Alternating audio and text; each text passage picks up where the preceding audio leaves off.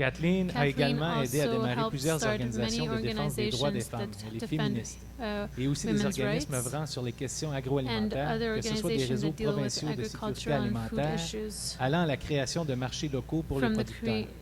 Depuis 2006, Since Kathleen 2006, préside Sécurité Kathleen is alimentaire president Canada. of Food Security Elle est Canada aussi le point and focal is du the Comité focal international point pour of la the souveraineté International alimentaire Committee ici au for Food Canada. Sovereignty here Et in depuis Canada. 2 ans, elle accompagne aussi le Since 2 projet years, pour une she's politique been, alimentaire populaire.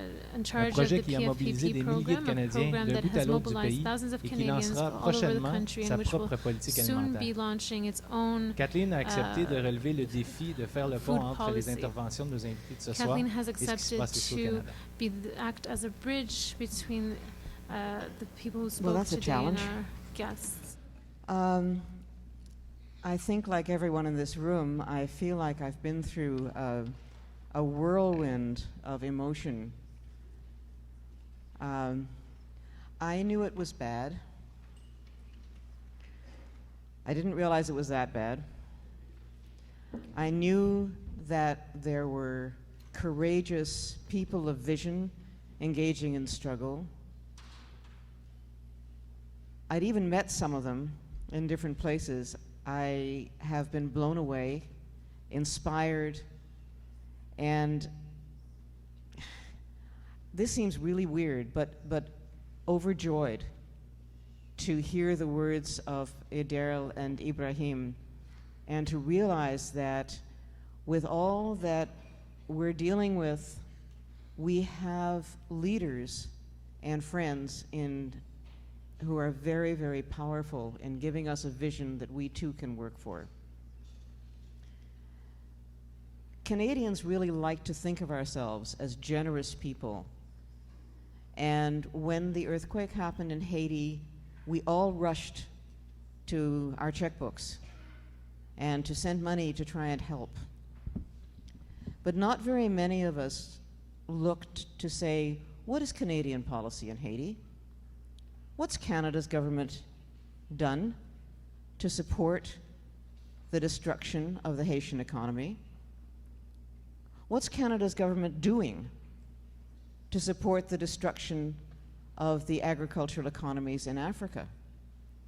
These are the questions that we need to ask ourselves if we really want to be in solidarity, if we want to move from a vision of food charity, that it's important that we give everybody food, to a vision of food sovereignty where we understand that our food security in the long term comes only when there's food security for everyone in the world.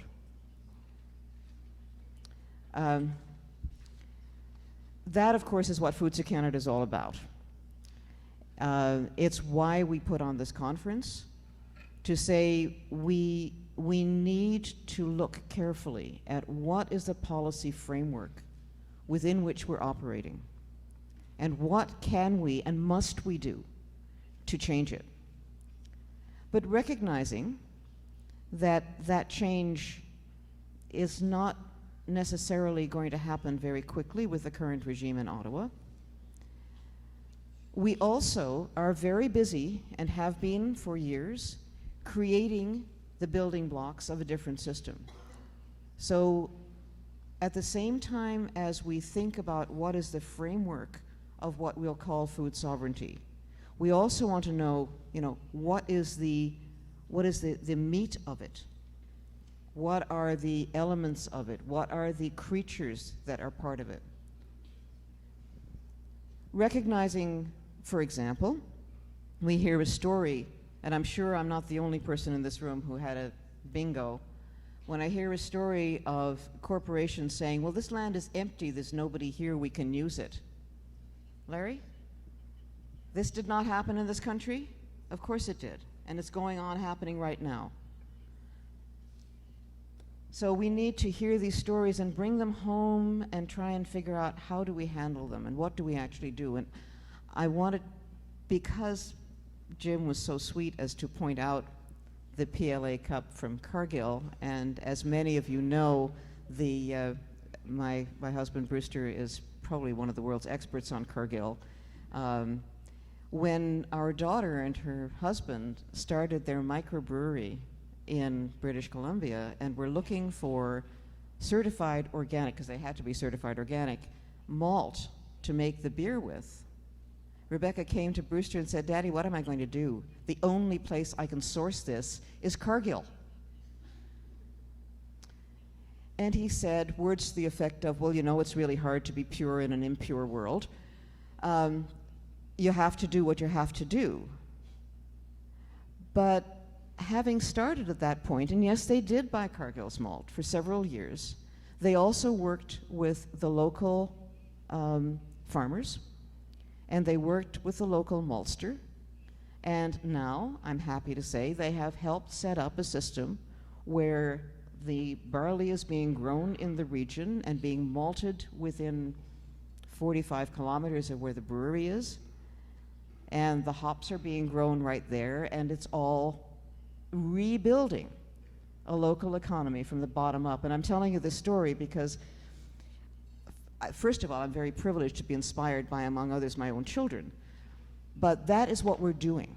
That's a little tiny piece of what we're doing. We're saying, okay, this is the system, and we live in it, and we're not going to get out of it in a hurry. But while we're living in that system, we are building a very, very different system on a very, very different set of principles. So I really want to invite all of you, whether you've signed up for the conference or not, to think about coming back tomorrow or the next day and participating in some of these conversations. I think they're really important. I think what Food Secure Canada has tried to do by bringing all of this together, not just today, not just this weekend, but for the last, what's it been, Mustafa, 10 years more? 11 years? And counting, to create here in Canada a movement which I hope will someday be able to say, without too much, what's the word, to be honored to be able to say, we're in solidarity with you, we are working together. That's our goal.